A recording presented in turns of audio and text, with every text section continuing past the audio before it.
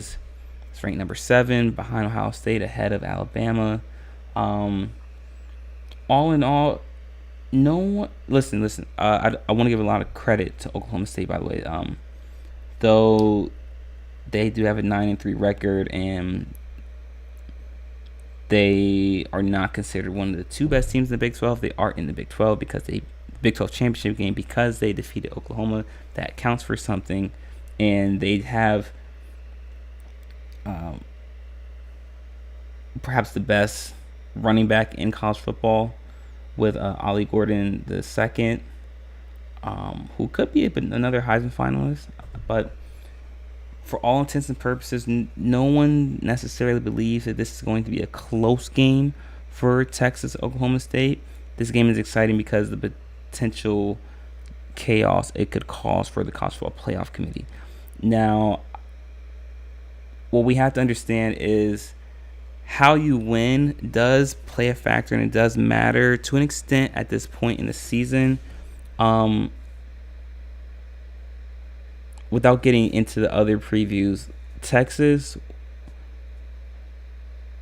in order to get into the college football playoff, I believe Texas needs to win this game convincingly. And when I say convincingly, I don't mean you have to. I'm not saying you have to blow out Oklahoma State by 20 points or by 30 points. I'm not saying that, but it has to be convincing enough when you're watching the game and you can say, yes, Texas is discernibly better than Oklahoma State. You can't squeak by Oklahoma State for Texas. You need to win this game convincingly to show the committee that you are starting to trend in an upwards direction again. The reason Texas has garnered a lot of flack so far is because ever since Quinn Edwards was out of the lineup for 3 weeks, the offense sputtered and the defense was inconsistent as well, and they no longer looked like a top 4, top 7 team in the country. Texas did, and you can argue they still haven't, even with the return of Quinn Edwards. But this will be a good opportunity to get another top 25 win under their belt and show the committee that once again they are trending in the right direction, and that they deserve to be in the college football playoff. And this is big for Texas because this is a game where you're not playing against the opponent. You're playing against yourself.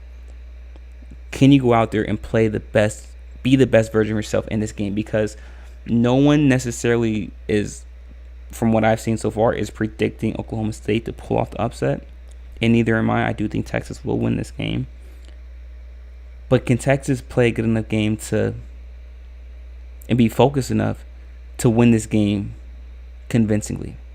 That's where the question becomes, because that's what's necessary. That's going to be what's necessary for Texas to have a legitimate chance of making the playoff. They need to win this game convincingly, not by 3 points, not by a missed field goal, not even on a game-winning touchdown. It needs to be convincing that Texas is better than Oklahoma State, because how you win matters. The wins just don't.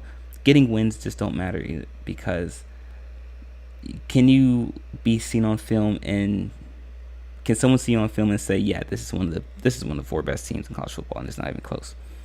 That matters. That needs to be done. That needs to be able to be said about Texas. And in order to do that, Texas needs to win convincingly and win with dominance. Like I said, they don't need to win by 3 scores or anything like that, but they need to look good enough to where people can say, or the committee specifically can say, yes, Texas looks like one of the 4 best teams. And that's what's going to take for Texas to get in to the college football playoff. So winning. They're not really playing Oklahoma State, they're playing themselves. They're going in a matchup against themselves. Can they be locked in? Can they be focused enough to put forth the best effort? And yeah, I do think, like I said, I think Texas is going to win this game. And I do think Texas is going to win convincingly. I do think Texas will win this game by a score of 31-17. I don't think this game. I do think it's going to be about a 2-score game. I do think Texas will look convincing in this performance, and which would be necessary for them to get into the college football playoff. Because what's going to happen is everything's going to work itself out the way it's meant to, right? Because now every team has the opportunity to play. It's not like some teams have to wait, or they need other teams to lose. No, every team has a chance to win and show the committee, nope, this is why we're one of the 4 best teams in the country. Everyone has a chance to add to their resume right now this weekend, and that's why I think it's fair, and that's what I enjoy so much about this playoff format right now, because it adds a level of gravitas, and each game is weighted and means something. And if we get to a 12-team format, you have a potential where Michigan and Ohio State could play 4 times in 1 year, and that it just loses its allure, it loses its esteem, it loses its meaning.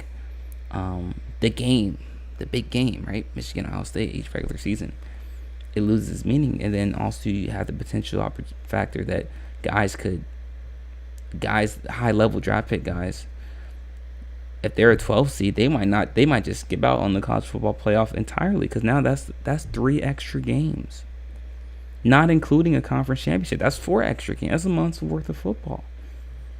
And I can see why some players wouldn't want to be a part of that, especially if they know they're going to be a high-level pick the next season. So that's why I love the format the way it is now, because it adds a level of esteem. And college football is one of the few sports where you can definitively say,